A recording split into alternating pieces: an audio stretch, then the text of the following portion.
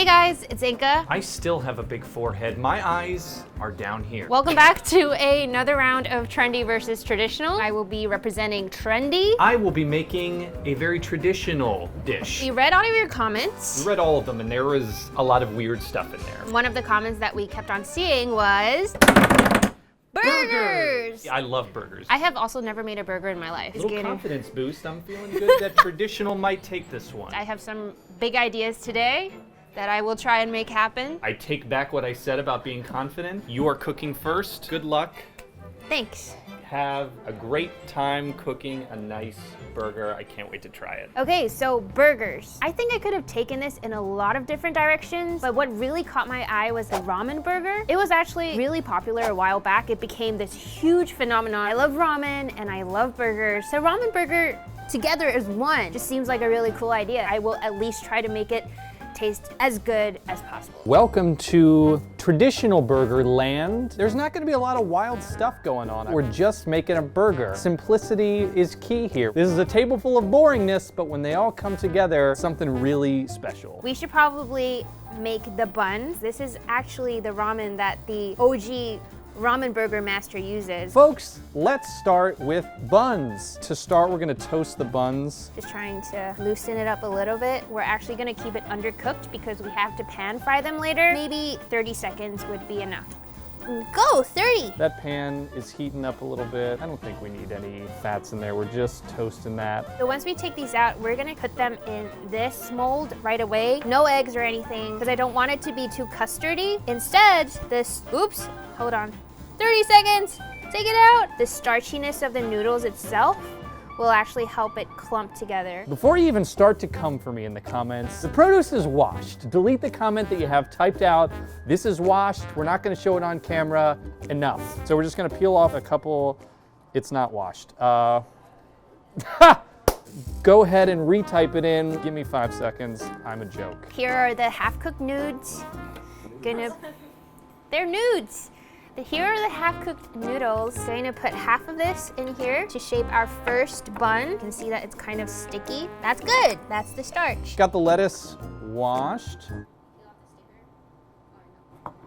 I like the taste of the sticker. I'm really falling apart here, guys. We're gonna go ahead and save that sticker for later. That's the first one. Fold this together in saran wrap like this, and then do the same thing. I'm gonna watch this on camera because I'm not gonna be taken for a fool anymore. As I'm prepping the toppings here, I think a big part of burgers, but really any like sandwich vessel in particular, are ratios. You don't wanna like take a bite of a tomato. You want to take a bite of a burger and all its friends. So that's what I'm going to aim for here today. Just like little thin pieces. Once you put it in here, you need to find something to really press it down. I'm using my hands right now, but I'm going to find something to put on top of this. By the way, can we talk about the bun? Real good looking toast on there. You want it to stand up to the juice. So we've got some pretty good juice defense here. I happen to have a pickle jar that I stole from Chris. I'll return it to Chris later, but sort of like that. So it can help form that shape. And then we're now gonna put this in the refrigerator. We're gonna toss some bacon in that's also going on the burger. We don't need a ton of bacon. This isn't a bacon sandwich. While the noodles are chilling in the fridge, there's a couple more things we could work on, like toppings and sauce. Caramelized onions could be a good touch because that's actually what the original Ramen Burger does. All I have to do is chop up this onion. So I think anything with bacon on it will win. Bacon is just a delicious treat, and when you slap it on to another delicious treat, we're talking success. It's only so quiet. You'll notice there's 3 pieces of bacon in here, 2 for the burger, 1 for the boy. I need sustenance to get through this. Turn this on, pour some oil in there. Oh, I love this sound. I guess we'll cut an onion too. We're gonna keep it pretty true to like a burger you would order at a restaurant. Just like a couple hoops. Couple of onion hoops. It's a really time-consuming process, but I promise it will be worth it. It'll get this like caramel color, this sort of like jam-like consistency, which I'm thinking we'll be mixing in with the sauce that we'll be making later. The only thing worse than limp bacon is dirty lettuce.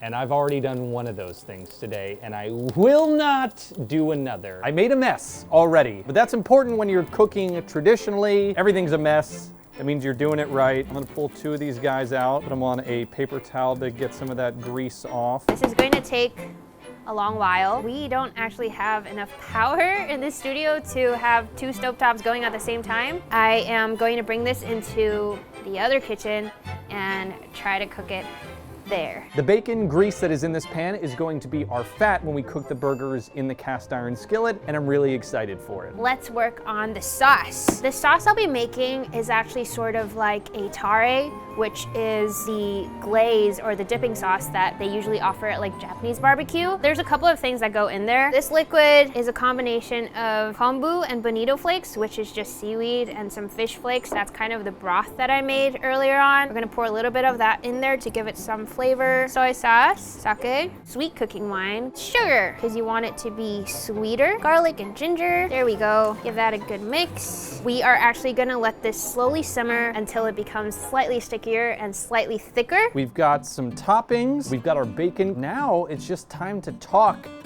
patties. I'm gonna ask my wife to please turn off the video. The ring's coming off. Mostly because I don't want E. coli and other meat germs onto my nice wedding ring. We simmered it for 2 hours, but the actual sauce that they put in the ramen burger, when I talked to Chef Keizo, he told me they take 6 hours to make that. The ramen is the novelty, but the sauce is where the magic really is, which is why I'm really putting a lot of effort into this. Put a little bit of this into the onions so it gets immersed. This will be our sauce. With a condiment like this, I think just 1 is enough. If you put a little too much in there, it might get a little too crazy. Meat, 85% lean to 15% fat. If the ratio is any more lean, then you're gonna start to get towards a burger that isn't as juicy and succulent. The meat has been sitting out, which is nice. You never wanna put like ice cold meat into a pan. It's gonna seize up. You want your meat to just relax. Just eyeball your bun. This patty is 80% lean and 20% fat. Going for more fat here because it's juicier. There's really no rubric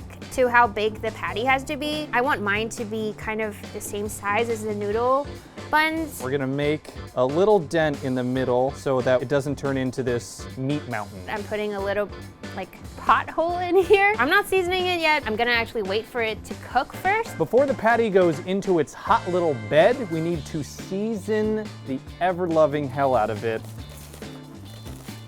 Put a little bit of this bacon grease into our pan here. In she goes.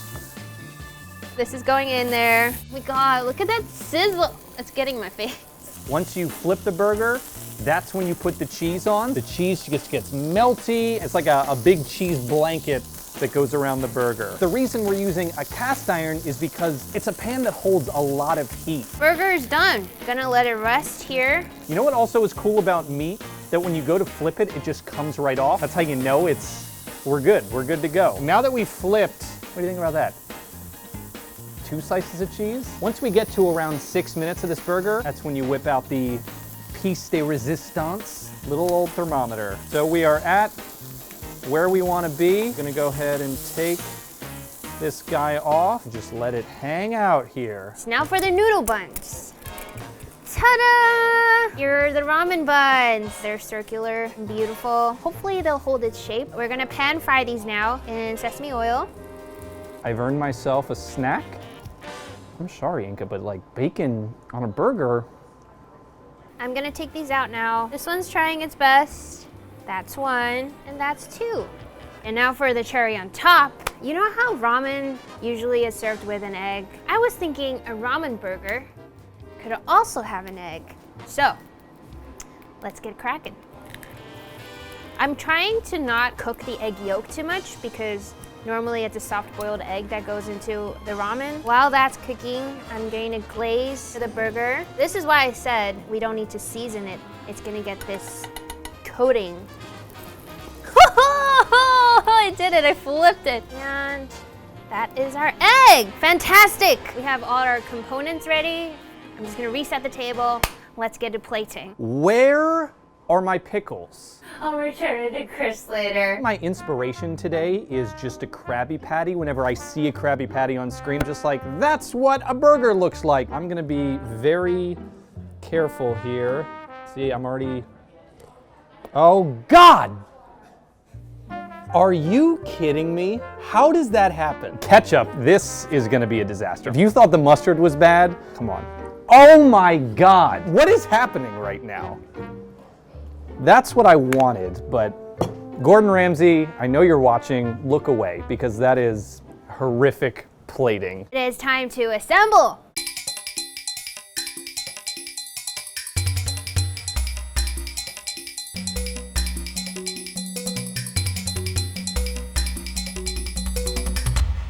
It's slightly messy, but this is the ramen burger. I think that looks exactly like a Krabby Patty. It looks so good. It's so round. Oh, I'm so happy. I'm gonna finish my bacon. I got a lot to clean up. Oh my God. Yours looks so good. And there's an egg on it. And you put bacon in yours. I'm not feeling good about this. I'm not feeling great either. This is such a good looking burger. I appreciate that. This is clearly the time-intensive flavor bomb that it looks like. We're gonna have our friend Vic come in and he is going to tell us which burger he prefers, the traditional or the trendy. So Vic is gonna give up to 5 points for the look of the burger and 5 points for the taste of the burger. And then the burger with the most points, that's the burger that wins. Wow, look at this. I've had plenty of burgers in my day, trust me. But I've never seen one like this. That one caught my eye right away. This is gorgeous too. I'm ready. Oh, wow. That looks nice. That's a serious cross section. Now, the moment of truth. Holy cow. It's as if you threw a ramen noodle soup together and made it a burger. Yes, that's the idea. Amazing. That was really Yeah. good. Amazing. That is banging. I'm gonna move on to the next one before I fill up We on get this this one. Holy guy. cow. Get this guy a napkin here. Let's get to this bad. Wow, this one looks like real classic. Stab into this bad boy. Look at that juice, though. Wow. So good. I can smell it from here. Little pound of mustard on the bottom too.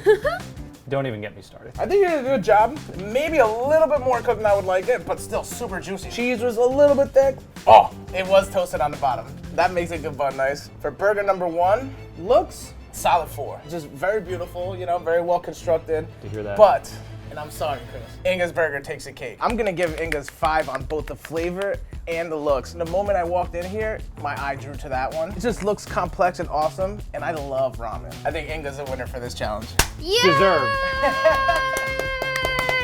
I have redeemed myself since last time. Thus ends another episode. Trendy versus traditional. Type in the comments what you want to see next. Let's do this.